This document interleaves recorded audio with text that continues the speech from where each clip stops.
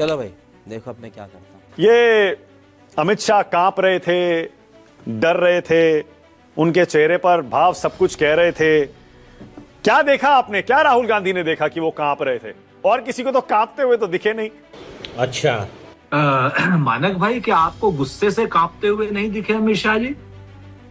और क्या आपको सदन में गाली देते हुए नहीं दिखे अमित शाह जी? सही खेल गया बेंच। तनाव में आकर के। वैसे अमित शाह जी गाली नहीं देते हैं, बिल्कुल हम इस चीज को तायद भी करेंगे, कभी हमने उनके मुंह से गाली नहीं सुनी। लेकिन क्या उन्होंने सार्वजनिक रूप से गाली नहीं दी? क्या वो गुस्से से नहीं कांप रहे थे? क्या वो ये नहीं कह रहे थे कि आपकी इच्छा से नहीं, हम अपनी इच्छा से करेंगे? क्या उन्होंने ये नहीं कहा कि आखिरी तक हम आपके सारे सवालों का जवाब देंगे और मैं अपने हिसाब से दूंगा? क्या उन्होंने अपने हिसाब से उन 3 सवालों का जवाब दिया जो राहुल गांधी जी ने पूछे? सही पकड़े हैं। और उस चौथी चुनौती का जवाब दिया जो राहुल गांधी जी ने कही कि साहब आइए एक डिबेट कर लीजिए, आपको बड़ी इच्छा है तो। मेरी 3 प्रेस कॉन्फ्रेंसेस।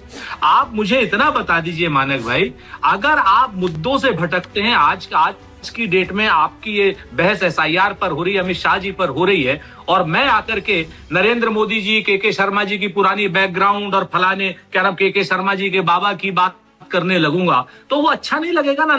अब्बा नहीं मानेंगे ना आपके पिताजी के और बाबा जी की बात करने का अच्छा। हम तो मुद्दे की बात करेंगे।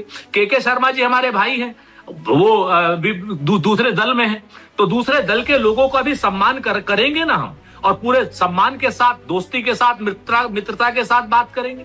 लेकिन अगर हम हर चीज में नेहरू जी को ले आएंगे, हर चीज में इंदिरा जी को ले आएंगे, तो हम हर चीज में आपको अंग्रेजों के पास भी ले जाएंगे, अंग्रेजों की दलाली के पास भी आपको ले जाएंगे।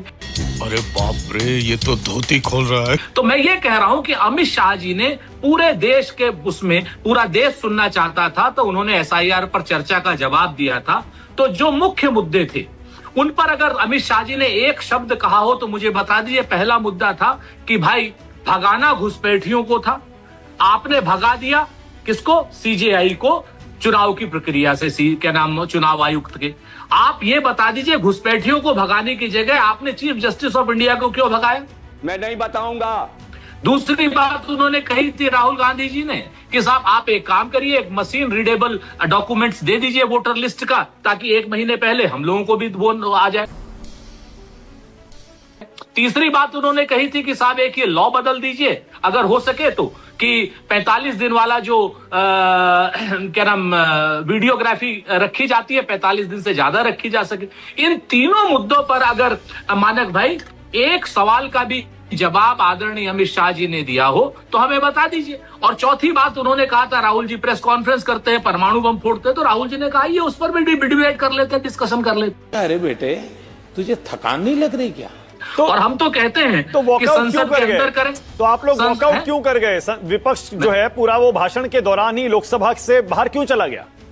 आप मुझे, जब अमित शाह जी ने किसी मुद्दे का कोई जवाब न देकर के विपक्ष को कोसना शुरू कर दिया, चुनाव आयोग को गाली देना शुरू कर दिया, उसके बाद इतने अहंकार। चुनाव आयोग को गाली नहीं दिया है अमित शाह जी, चुनाव आयोग को गाली थोड़ी दे रहे थे। अरे साला किसको कहा? हमको कहा कि आपको कहा? भारी मिस्टेक हो गया सर। हाँ, चुनाव आयोग को कहाँ कहा उन्होंने कुछ भी? क्या चुनाव आयोग को थोड़े कुछ भी कहा उन्होंने? फिर किसको कहा साला? चुनाव आयोग को तो डिफेंड कर रहे थे वो। अरे बताइए ना किसको कहा? साला किसको कहा मानक भाई? ये फंस गया सीएम। अरे बता दीजिए, साला किसको? अच्छा, आपकी रीडिंग ये है कि अमित शाह जी ने जो शब्द इस्तेमाल किया। आपकी रीडिंग क्या है?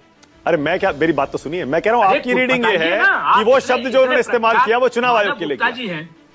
अब फिर कहूंगा तो आपको खराब लगेगा। ज्ञानेश गुप्ता जी को कह दिया, दिक्कत हो गई। अरे भाई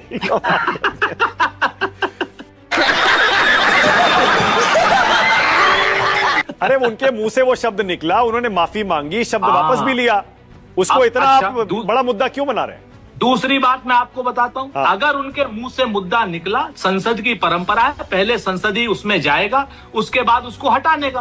अब किस तरीके से अमित शाह जी ने एक अधिनायकवादी व्यक्ति की तरीके से कहा बिरला जी को आदेशात्मक स्वर में कि मान्यवर इसको हटा दीजिए, अगर मेरे मुंह से कुछ गलत है उसको हटा दिया दादा, हटा दिया। मतलब खुद ही चेयर बन गए संसदीय परंपरा में, खुद ही गृह मंत्री बन गए, खुद ही श्रोता बन गए, खुद ही वक्ता बन गए और खुद ही जज बन गए। हमारे यहाँ ऐसा ही होता है।